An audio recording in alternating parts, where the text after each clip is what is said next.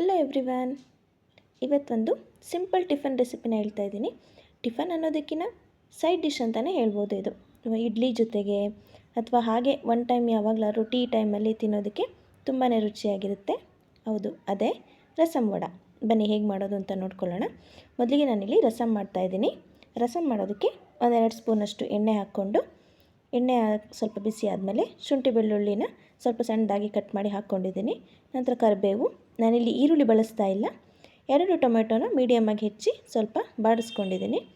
ಅದಕ್ಕೊಂದು 1/4 ಟೀ ಸ್ಪೂನಷ್ಟು ಅರಿಶಿನ ಹಾಕ್ಕೊಂಡಿದ್ದೀನಿ. ಸ್ವಲ್ಪ ಉಪ್ಪು ಹಾಕ್ಕೊಂಡು ಆ ಟೊಮೆಟೊ ಎಲ್ಲ ಸ್ವಲ್ಪ ಬೇಯಿಸ್ಕೊಳ್ಳೋಣ.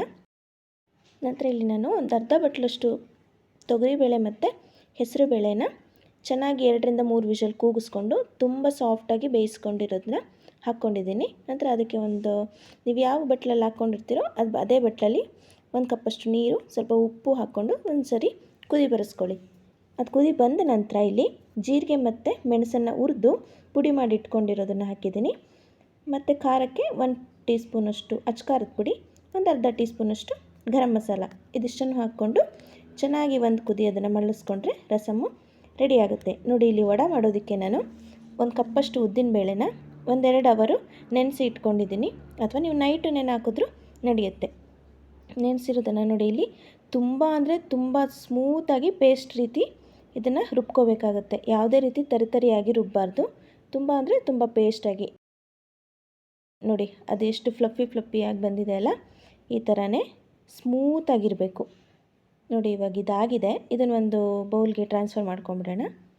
ನೋಡಿ, ಅದೆಷ್ಟು ಸ್ಮೂತ್ ಅಂದರೆ ನೀವು ದೋಸೆಗೆಲ್ಲ ರುಬ್ಕೊಳ್ತೀರ ಅಲ್ವಾ, ಅದೇ ರೀತಿಯಲ್ಲೇ ಅದಕ್ಕಿಂತ ಇನ್ನೊಂದು ಸ್ವಲ್ಪ ಸ್ಮೂತಾಗಿ ರುಬ್ಕೋಬೇಕಾಗುತ್ತೆ.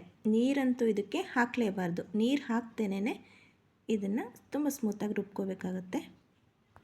ಇದಕ್ಕೀಗ 1 ಇಂಚಷ್ಟು ಶುಂಠಿ, 3 ಹಸಿಮೆಣಸಿನ್ಕಾಯಿ ಮತ್ತು ತೆಂಗಿನಕಾಯಿ ಪೀಸಸ್ಸು, ಇದಿಷ್ಟನ್ನು ಸಣ್ಣದಾಗಿ ಹೆಚ್ಚಿ ಹಾಕ್ಕೊಂಡಿದ್ದೀನಿ. ಜೊತೆಗೆ ಸ್ವಲ್ಪ ಕರಿಬೇವು ಸ್ವಲ್ಪನೂ ಹೆಚ್ಚಿ, ಅರ್ಧ ಸ್ಪೂನಷ್ಟು ಜೀರಿಗೆ, ರುಚಿಗೆ ಎಷ್ಟು ಬೇಕೋ ಅಷ್ಟು ಉಪ್ಪು, ಇದಿಷ್ಟನ್ನು ಹಾಕ್ಕೊಂಡು ಚೆನ್ನಾಗಿ ಒಂದ್ಸರಿ ಇದನ್ನು ಬೀಟ್ ಮಾಡ್ಕೊಳ್ಳೋಣ. ಎಲ್ಲ ಮಿಕ್ಸ್ ಮಾಡ್ಕೊಂಡ್ಬಿಟ್ರೆ ತುಂಬಾ ಚೆನ್ನಾಗಾಗುತ್ತೆ.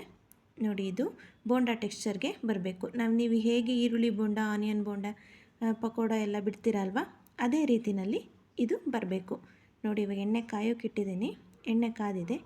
ನೋಡಿ, ಇವಾಗ ಒಂದೊಂದಾಗೇ ಹಾಕ್ತಾ ಹೋಗೋಣ. ಎಣ್ಣೆನೂ ಅಷ್ಟೇ ತುಂಬಾ ಹೀಟ್ ಆಗಬಾರ್ದು, ಸ್ವಲ್ಪ ಮೀಡಿಯಮ್ ಹೀಟಲ್ಲಿದ್ದರೆ ಸಾಕು. ನೀವು ಹಪ್ಪಳ ಎಲ್ಲ ಕರಿಯೋದಕ್ಕೆ ಯಾವ ರೀತಿ ಹೀಟ್ ಮಾಡ್ಕೋತೀರ ಅಷ್ಟು ಹೀಟಿದ್ದರೆ ಸಾಕಾಗುತ್ತೆ. ಏಕೆಂದರೆ ಇದು ಉದ್ದಿನಬೇಳೆ ಬೋಂಡ ಆಗಿರೋದ್ರಿಂದ ತುಂಬ ಜಾಸ್ತಿ ಕಾದ್ಬಿಟ್ರೆ ಎಣ್ಣೆ ತಳದಿಂದ ಒತ್ಕೊಂಬಂದ್ಬಿಡುತ್ತೆ. ಅಂದರೆ ಮತ್ತೆ ಮೇಲ್ಗಡೆ ಎಲ್ಲ ಕ್ರಿಸ್ಪಾಗಿ ಬೇಯುತ್ತೆ ಕೂಡ, ಮತ್ತು ಒಳಗಡೆ ಅಷ್ಟು ನೀಟಾಗಿ ಬೆಂದಿರಲ್ಲ, ಹಸಿ ಅನ್ನಿಸ್ಬಿಡುತ್ತೆ. ಸೊ ಹಾಗಾಗಿ ಸ್ವಲ್ಪ ಮೀಡಿಯಮ್ ಫ್ಲೇಮ್ ಇರುವಾಗಲೇ ಹಾಕ್ಕೊಂಡು ಪೂರ್ತಿ ಅದು ಬೇಯೋವರೆಗೂ ಕೂಡ ಮೀಡಿಯಮ್ ಫ್ಲೇಮಲ್ಲೇ ಇಟ್ಕೊಂಡು ಸ್ವಲ್ಪ ಕ್ರಿಸ್ಪ್ ಆಗೋ ಹಾಗೆ ಇದನ್ನು ಬೇಯಿಸ್ಕೊಂಡ್ರೆ ವಡ ಕೂಡ ರೆಡಿ ಆಗುತ್ತೆ. ಮಕ್ಕಳಂತೂ ತುಂಬ ಇಷ್ಟಪಡ್ತಾರೆ ಇದನ್ನು. ಚಳಿ ಟೈಮಲ್ಲಿ, ಟೀ ಟೈಮಲ್ಲಿ ಈ ರೀತಿ ಮಾಡಿಕೊಟ್ರೆ ಒನ್ ಟೈಮ್ಗೆ ತುಂಬಾ ಟೇಸ್ಟಿಯಾಗಿರುತ್ತೆ. ನೋಡಿ, ಯಾರು ಗೆಸ್ಟ್ ಬಂದಾಗ ಈ ರೀತಿ ಮಾಡಿಕೊಟ್ರೆ ಎಲ್ಲರೂ ತುಂಬ ಇಷ್ಟಪಟ್ಟು ತಿಂತಾರೆ. ನೋಡಿ, ಈಗ ಸರ್ವ್ ಮಾಡ್ತಾಯಿದ್ದೀನಿ. ವಡ ಮೇಲೆ ಈ ರೀತಿ ರಸಮ್ ಹಾಕ್ಕೊಂಡು, ನಿಮಗೆ ಬೇಕಂದರೆ ಇದಕ್ಕೆ ಮಿಕ್ಸ್ಚರು ಅಥವಾ ಕೊತ್ತಂಬರಿ ಸೊಪ್ಪು ನಿಮಗೆ ಏನು ಬೇಕು ಅನ್ಸುತ್ತೆ, ಅಥವಾ ಬ್ರೆಡ್ ಪೀಸಸ್ನೂ ಕೂಡ ಹಾಕ್ಕೊಂಡು ಈ ರೀತಿ ತಿನ್ಬೋದು. ಆ ವಡ ರಸಮ್ನೆಲ್ಲ ಹೀರ್ಕೊಂಡಾಗಲೇ ಅದು ಟೇಸ್ಟ್ ಬರೋದಲ್ವ, ತುಂಬಾ ಟೇಸ್ಟಿಯಾಗಿರುತ್ತೆ. ನಿಮಗೆ ವಿಡಿಯೋ ಇಷ್ಟ ಆಗಿದೆ ಪ್ಲೀಸ್ ನನ್ನ ಚಾನಲ್ನ ಸಬ್ಸ್ಕ್ರೈಬ್ ಮಾಡಿ. Thank you for watching.